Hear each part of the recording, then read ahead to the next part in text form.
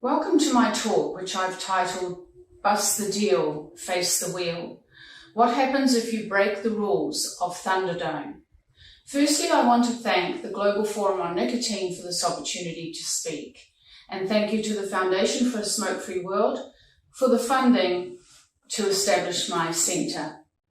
This talk is my own work based on my own experiences and analysis, and does not represent the views of the Foundation for a Smoke-Free World or anyone else. Beyond Thunderdome was a 1985 Australian post-apocalyptic dystopian action film. It was the third in the Mad Max series. In a town called Bartertown, there's a cage fight called Thunderdome. The rule of Thunderdome is 2 men enter, 1 man leaves. Inside the cage, you are free to use whatever weapons are provided. It's a great analogy, I think, for what tobacco control has increasingly become. The 2 men are tobacco control and the tobacco industry. The tobacco industry must die, and if you don't back tobacco control's fight, you break the deal and must face the wheel. Over the last 12 years, I have been subjected to a lot of different actions intended to destroy my reputation and academic career.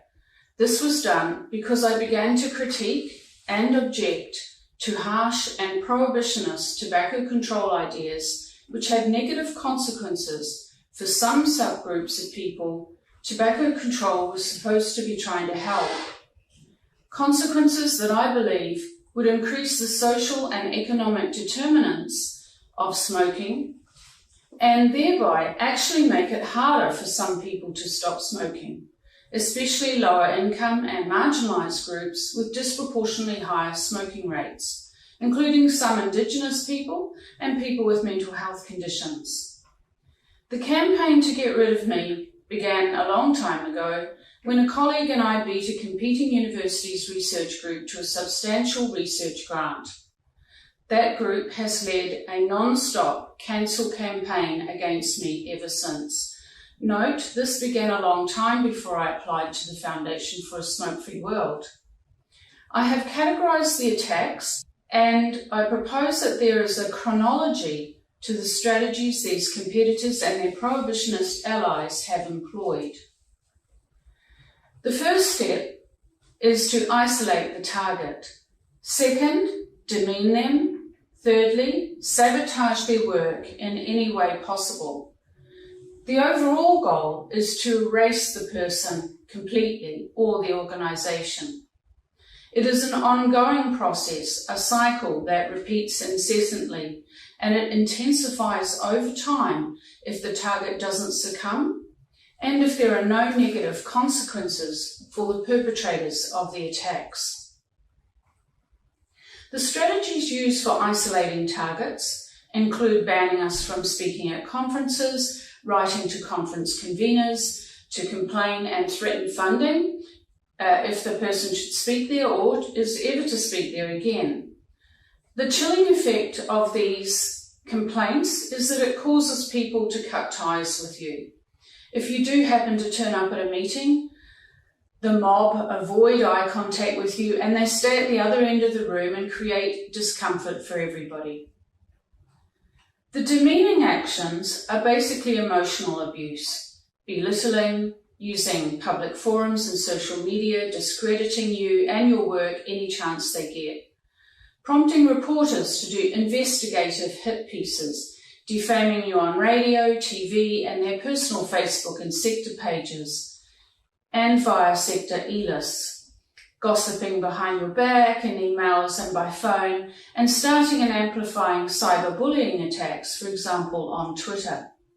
I have evidence of all of these examples. The masterminds behind the attack exploit search engine optimization by using a strategy called flooding. They publish a constant flow of derogatory papers, op-eds, articles, and web pages. It's all about distorting the target's identity online and destroying their reputation. Sabotage. A multitude of strategies are used to sabotage the target's work. infiltrating scientific journal editorial boards and scientific associations, such as the Society for Research on Nicotine and Tobacco, to influence a policy or constitutional change to exclude the targets, ensuring the targets' papers are rejected, and manipulating journal and publishing houses to ban submissions from the demonised individual or group. If a target does get a paper published, the perpetrators of this campaign write complaints to the journal. And then there's the sabotaging of any possibility that you might win funding, an award, or any kind of recognition at all. The erasure includes that they never cite your papers unless it's to discredit and demean you. They write papers about, say, the history of tobacco control or a particular theory or method, and deliberately emphasise their own role or work and completely omit any mention of the target's work. If the target publishes a novel study, these McCarthyite academics do a very similar study. This is not done to replicate, critique, or validate other scientists' findings. They don't refer at all to the target's work. They do it to co-opt the narrative, claim they planted that particular flag, claim they are the experts, and therefore there is no need for anyone to look to the target for comment or advice on the topic.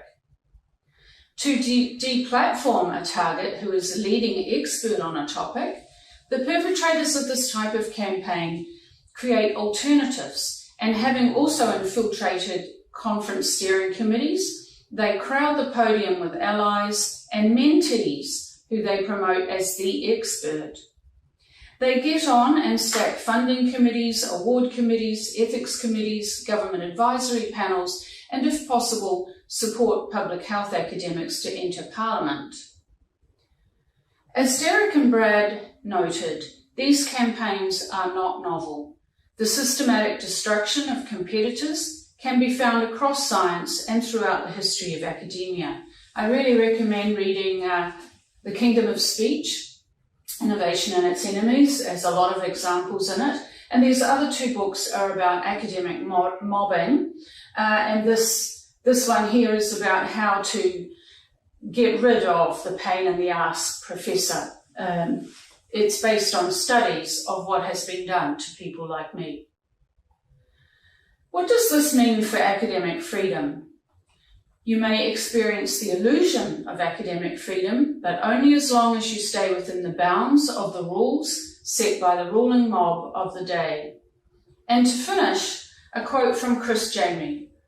At first, they'll only dislike what you say, but the more correct you start sounding, the more they will dislike you.